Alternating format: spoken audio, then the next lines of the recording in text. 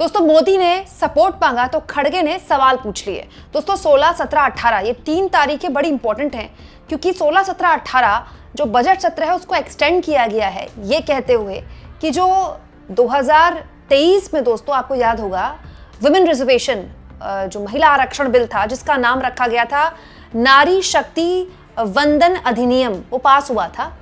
उसमें सरकार संशोधन करने वाली है ये कहते हुए कि 2029 के डिलिमिटेशन के लिए 2029 के जनगणना का हम इंतजार नहीं करते हैं, सीधा 2011 में जो जनगणना हुई थी उसी के आधार पर हम ये जो महिला आरक्षण बिल है ये 2029 के लोकसभा चुनाव से पहले ही, मतलब लोकसभा चुनाव में उसको लागू कर देते हैं।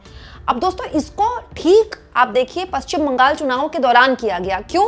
क्योंकि पश्चिम बंगाल चुनाव में जो महिला वोटर है वो बहुत महत्वपूर्ण है।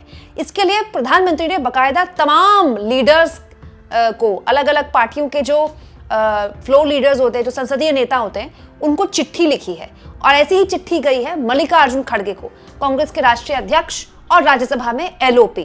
दोस्तों राज्यसभा में एलओपी और कांग्रेस के राष्ट्रीय अध्यक्ष ने प्रधानमंत्री को जवाब दिया है चिट्ठी का जवाब चिट्ठी से। दोस्तों चिट्ठी में पीएम ने लिखा था कि एक आम सहमति बन गई है, एक मांग है कि अब जल्द से जल्द इस महिला आरक्षण को लागू कर दिया जाए, इसमें और देरी ना हो। दोस्तों इसका पॉइंट टू पॉइंट न केवल जवाब दिया है खड़गे साहब ने, बल्कि ये भी पूछा है कि आप हमसे सहयोग तो मांग रहे हैं लेकिन हमको जानकारी पूरी क्यों नहीं दे रहे हैं। दोस्तों ये देखिए यहाँ पर इस पूरा चिट्ठी जो है वो मल्लिकार्जुन खड़गे ने शेयर की है, जिसमें वो कहते हैं कि 2023 में जब पार्लियामेंट से ये बिल पास हुआ था तभी हमने कहा था कि इसको तुरंत लागू कीजिए, लेकिन आपने इस बात को टाल दिया, 2024 तक इसको टाल दिया गया और अब आप कह रहे हैं कि ब्रॉड कॉन्शियसनेस है कि जल्द से जल्द इसको इंप्लीमेंट किया जाए, तो आपने तब क्यों नहीं इंप्लीमेंट किया? हम तो तब से कह रहे हैं। यहाँ मैं याद दिला दूं दोस्तों, केवल कांग्रेस पार्टी नहीं पूरा विपक्ष चाहता था कि इसको जल्द से जल्द लागू किया जाए, इसको आगे न टाला जाए। 2023 में ही लागू हो जाता तो 24 में इतने सारे सांसद जीत के आ जाती, सारी महिला सांसद। ठीक है। दूसरा, कोटा विद इन कोटा की भी मांग की गई थी विपक्ष द्वारा। विपक्ष ने कहा था कि आप महिलाओं को भी आरक्षण दीजिए और इस महिला आरक्षण में भी जो SC ST समाज की, OBC समाज की महिलाएं हैं उनको भी आरक्षण दीजिए। मतलब न केवल महिलाएं आए बल्कि सबसे पिछड़े समाज की महिलाएं आए। दोस्तों इसी में चिट्ठी में मल्लिकार्जुन खड़गे ने लिखा है कि 30 महीने हो चुके हैं और अब इसके लिए स्पेशल सिटिंग बुलाई जा रही है और अब आप हमसे कह रहे हैं कि हमको कोऑपरेट कीजिए। ये देखिए यहाँ पर लिखा हुआ है, government is seeking our cooperation again without revealing any details on the delimitation going to be done.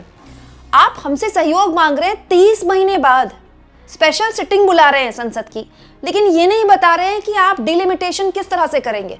दोस्तों तमाम पश्चिम बंगाल की रैलियों में बार बार पीएम ये बात बोलते हैं कि परिसीमन होगा तो हम दक्षिण भारत और उत्तर भारत के राज्यों में कोई भेदभाव नहीं होने देंगे।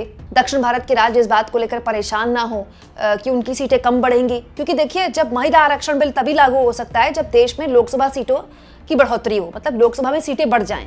अब लोकसभा में सीटें तो तभी बढ़ेंगी जब डिलिमिटेशन होगा, मतलब परिसीमन होगा।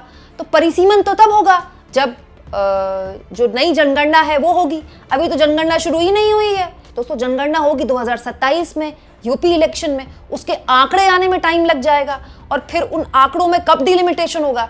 तो सरकार ये चाहती है कि 2011 में जो जनगणना हुई है उसी के आधार पर, उसी के तहत डिलिमिटेशन कर दिया जाए, मतलब लोकसभा की सीटें बढ़ा दी जाए।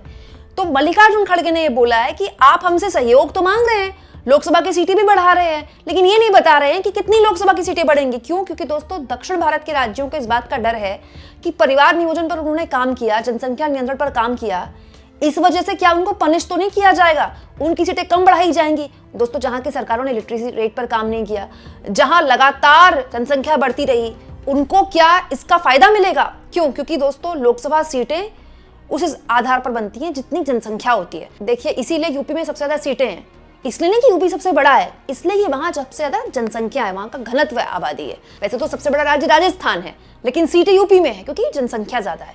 तो दक्षिण भारत के राज्यों में इस बात को लेकर डर है कि क्योंकि हमने पिछले कई दशकों में खुद पर काम किया, वहां की जनता ने, वहां के समाज ने हम दो हमारे दो पर ध्यान दिया, तो क्या हमारे यहाँ कम सीटें बढ़ेंगी? और आप यूपी बिहार में जो काउ बेल्ट मानी जाती है, जिसको बोलते हैं हिंदी पट्टी के राज्य, जो कि बीजेपी का स्ट्रॉन्ग होल्ड है, वहां सीटें आप बढ़ा लेंगे और फिर आप हमेशा ही केवल उत्तर भारत की सीटें जीतकर आराम से सरकार बना लेंगे। तो ये किसी भी हाल में बर्दाश्त नहीं किया जाएगा। एम के स्टालिन की पार्टी भी इसका विरोध कर रही है और आज नहीं तो कल अगर इसमें पारदर्शिता नहीं रखी गई तो चंद्रबाबू नायडू को भी इसका विरोध करना पड़ेगा। क्यों? क्योंकि दोस्तों आंध्र प्रदेश में राजनीति करनी है ना उनको। तो इसी को लेकर मल्लिकार्जुन खड़गे ने पूछा है कि आप हमसे सहयोग तो मांग रहे हैं बिल को लेकर, लेकिन हमें ये नहीं बता रहे कि आप डिलिमिटेशन में कितनी सीटें बढ़ाएंगे, बताइए तो सही। बस आप भरोसा दे देते हैं, भरोसे पर कैसे भरोसा किया जाए। तो मल्लिकार्जुन खड़गे ने भी लिखा, you will appreciate that without details of delimitation and other aspect it will be impossible to have any useful discussion on this historic law. इतने बड़े कानून में अगर आप डिलिमिटेशन की सीटें नहीं बताएंगे, पूरी जानकारियां नहीं देंगे, तो फिर इस पे हम बहस कैसे करेंगे, जो कि गलत नहीं है। मल्लिकार्जुन खड़गे गलत कैसे कह रहे हैं?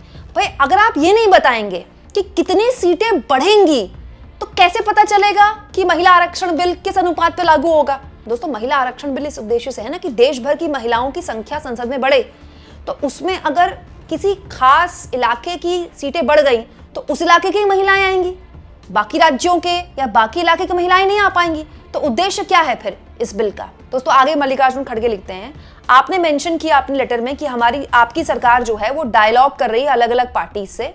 However, I'm pained to point out that this goes against the truth, since all opposition parties have been urging the government to call an all-party meeting after the current round of election is over on April 29, 2026 to discuss the constitution amendments being contemplated. दरअसल मल्लिकार्जुन खड़गे कह रहे हैं, आपने अपनी चिट्ठी में लिखा है कि सारी पॉलिटिकल पार्टीज से आपकी जानकारी, मतलब आप बात कर रहे हैं, लेकिन हमारी आपसे कोई बात नहीं हुई है। हम तो आपसे लगातार कह रहे हैं कि ऑल पार्टी मीटिंग बुलाई है, लेकिन आप तो ऑल पार्टी मीटिंग बुलाते ही नहीं है। तो मल्लिकार्जुन खड़गे ने यहाँ भी पीएम को काउंटर किया है कि हमारी आपसे कोई बात नहीं हो रही, आप अपोजिशन पार्टी से बात नहीं कर रहे हैं। आगे यहाँ पर खड़गे साहब लिखते हैं, The calling for special sitting during the ongoing state elections only reinforce our belief that your government is hurrying the implementation of the bill to gain political mileage rather than truly empower women.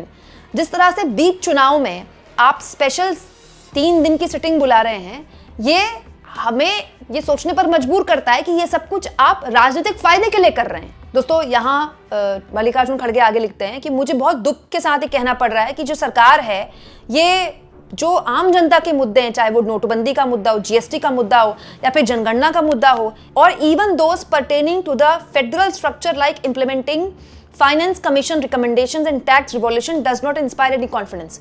मतलब मल्लिकार्जुन खड़गे कह रहे हैं कि अलग अलग मुद्दों पर सरकार कॉन्फिडेंस में नहीं लेती है, संसद को कॉन्फिडेंस में नहीं लेती और बस पास कर देती है। और ये हमने देखा भी है दोस्तों, वक्फ का मामला आप याद करिए, किस तरह से वक्फ बिल पास किया गया। 2 दिन दिए गए, मात्र दिन और रात 2 बजे तक बहस हुई, पास हो गया।